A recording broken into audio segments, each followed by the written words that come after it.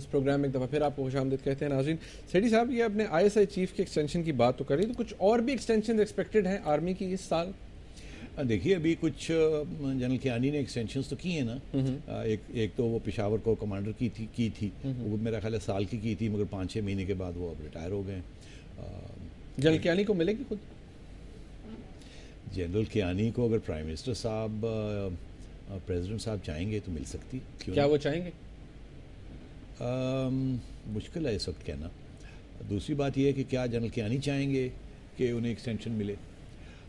मैं अगर जनरल कियानी की जगह पे होता और मैं अगर एक्सटेंशन चाहता तो इस वक्त मैं ये मामला जो है ना डिस्कस ना करता इस वक्त। हाँ, उसकी वजह ये है कि ये या तो आप पहले दिन से फैसला करके आएँ कि मैंने 3 साल रहना है और गवर्नमेंट का पिट्ठू बन के रहना है और सबको खुश करके रहना है ताकि एक्सटेंशन मिले, या आप आर्मी चीफ की हैसियत में आएँ, अपनी इंडिपेंडेंट जिस तरीके से आर्मी चीफ्स होते हैं उस तरीके से आप रहें और फिर देखें कि आगे सूरत हाल क्या बनती है। कियानी साहब वैसे ही हैं। और कियानी साहब वेरी इंडिपेंडेंट माइंडेड है, उन्होंने अपनी एक बनाई हुई है। अब वो अमरीकनों के साथ डायरेक्ट भी हो गए। जरदारी साहब की छुट्टी ये ज़रूर है कि गवर्नमेंट के साथ फ़ौज के, आर्मी चीफ के और प्रेसिडेंट साहब के दरमियान पहले कुछ थोड़ी सी टेंशन रही है, इसमें कोई शक नहीं। अब क्या वो ख़त्म हो गई है, नहीं हुई, प्रेसिडेंट साहब क्या सोच रहे हैं, कियानी साहब क्या सोच रहे हैं, ये बड़ा मुश्किल है ये कहना। Extension in principle extension is not a good idea. That's is my view. किसी को एक्सटेंशन नहीं मिलनी चाहिए unless and until there are very strong overriding reasons. Frankly अगर आप मेरे से पूछें तो एड हॉक जजेस नहीं होने चाहिए, जनरल्स को एक्सटेंशन नहीं आइडिया को डेप्रिकेट किया गया ना, जनरल्स को एक्सटेंशन नहीं मिलनी चाहिए, इंटेलिजेंस एजेंट्स को एक्सटेंशन नहीं मिलनी चाहिए, ब्यूरोक्रेट्स को एक्सटेंशन नहीं मिलनी चाहिए। और मेरा ये भी ख्याल है कि 2 दफ़ा प्राइम मिनिस्टर बहुत होता है, 2 दफ़ा से ज़्यादा प्राइम मिनिस्टर भी नहीं बनना चाहिए। और प्रेसिडेंट्स को 2 ओहदे नहीं रखने चाहिए, गवर्नर्स को नॉन कंट्रोवर्शियल होना चाहिए, जजेस की अपॉइंटमेंट मियां साहब एतराज़ कर लेंगे, आप कहते हैं तीसरी टाइम पर जजेस की अपॉइंटमेंट में चीफ मिनिस्टर को कंसल्ट नहीं करना चाहिए, जजेस को खुद अपने आप को नहीं अपॉइंट करना चाहिए, पार्लियामेंट को सुप्रीम होना चाहिए। ये सारा एक पैकेज तो बहुत कुछ नहीं होना तो हो ये रहा है इस मुल्क में, ये पैकेज है ही नहीं, हर जगह पे वायलेशन हो रही है। तो अब छोड़ें ये एक्सटेंशन की बात, ये है जिसकी लाठी उसकी बैठ। अच्छा, ये आर्मी के साहब आपने को बता दी। अब हुसैन हक्कानी साहब, वो आपको पता है जो कैरी लोगर का सारा डिबैकल था, बड़ा प्रेशर था हुसैन हक्कानी साहब पे और बड़ा कहा गया था, फौज की तरफ से बड़ी अनोयंस सामने आई और ये कहा गया था कि हुसैन हक्कानी साहब जो हैं अपनी मर्जी की कुछ टर्म्स उस बिल के अंदर ऐड करना चाह रहे थे जो कि अब एक्ट बन चुका है। हुसैन हक्कानी साहब का क्या स्टेटस है? मिल गई एक्सटेंशन उन्हें और उनके ताल्लुकात ठीक हैं? देखिए वो एक सेक्शन ऑफ द मीडिया था, वो कह रहा था कि हुसैन हक्कानी साहब की 2 साल की कॉन्ट्रैक्ट है, वो फारग हो जाएंगे। उन्होंने गालबन बॉस्टन यूनिवर्सिटी से भी, जहां वो पढ़ा रहे थे, वहां से भी 2 साल की छुट्टी ली हुई थी। और ये कैरी लोगर के ऊपर तो ऐसे लगता था कि बस छुट्टी साहब जो है फारग नहीं हुए, और आपने देखा कुछ अर्सा वो पाकिस्तान भी नहीं आए, वो चुप करके वहीं वाशिंगटन में बैठे रहे। मगर अभी हाल ही में वो पाकिस्तान आए हुए थे और वो उन्होंने मेरा ख्याल है GHQ भी गए, सलाम शाम किया, मेरा ख्याल सलूट किया। हक्कानी साहब के लिए हर चीज़ मुमकिन है। अच्छा, वो सलूट भी कर सकते हैं? सलूट एक नहीं, डबल सलूट भी मार सकते हैं जरूरत पड़े तो। अच्छा, वो बड़े तेज आदमी हैं और ज़बरदस्त सियासत करते हैं, और कभी इधर अगर मार पड़े तो इधर आ जाते हैं, इधर से मार पड़े उधर। Is like a ball. वो बेसिकली वो ब्रूज नहीं होते, takes all the punches rolling. बहुत चालाक आदमी। और मेरा ख्याल है उन्होंने आके यहाँ सॉरी कर दिया होगा आर्मी चीफ के आगे, DG ISI के आगे, और वहाँ भी उन्होंने फिर रोना धोना किया होगा कि मैं तो बड़ा मिसअंडरस्टूड, मैंने तो ऐसा कुछ नहीं किया, और आप देखिए मैं क्या करता हूँ। और वो मेरा ख्याल है ये इस किस्म की बात करके गए होंगे।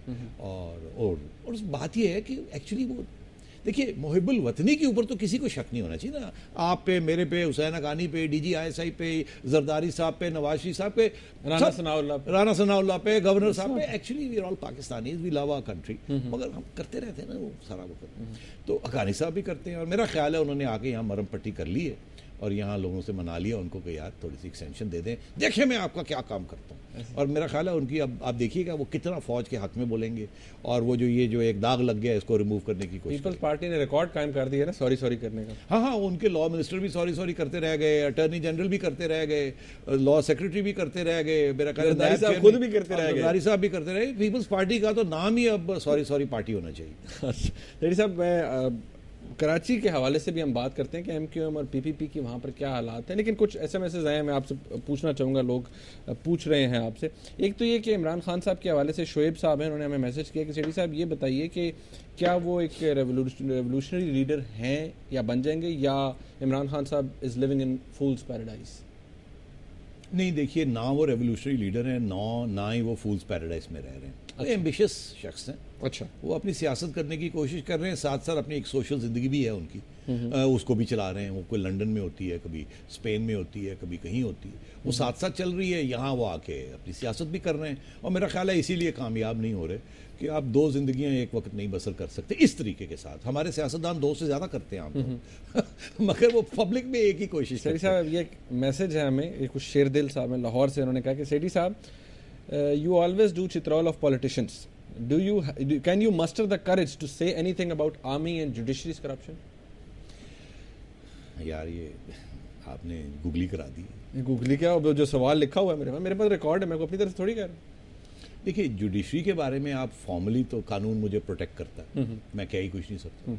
मैं अगर कुछ कहूँगा तो वो मुझे पकड़ के ले जाएंगे। तो आप तो ये नहीं चाहेंगे ना कि मैं सुइसाइड वेस्ट पहन के और जुडिशरी के सामने जाके अपने आप को ब्लो अप कर दूँ।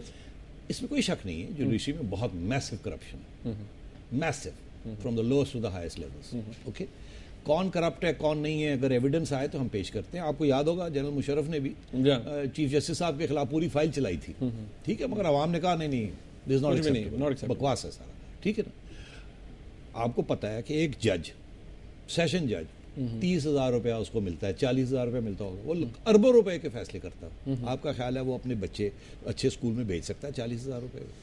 आपका ख्याल है ये जुडिशरी चल सकती है जिस तरीके से उनके साथ ज्यादती होती है सैलरीज की, और ये वो सवाल ही पैदा नहीं। The whole bloody system is corrupt including the judiciary, इसमें कोई शक नहीं है। कौन जज साफ है और कौन नहीं, ये तो हमें नहीं मालूम, ठीक है ना। मगर आप जो लिटिगेंट्स हैं उनसे पूछे किसका रजिस्ट्रार या वो जो मुंशी होता है वो खाता है, किसका नहीं खाता, कौन से वकील खिलाते हैं, कौन से नहीं खिलाते, ये तो कॉमन बात है ना। मगर इससे हम जुडिशरी को इन कंटेम्प्ट नहीं कर रहे, हम तो आपसे कह रहे हैं सारा माशरे का ये हाल है। अब आप आइए फौज की बात।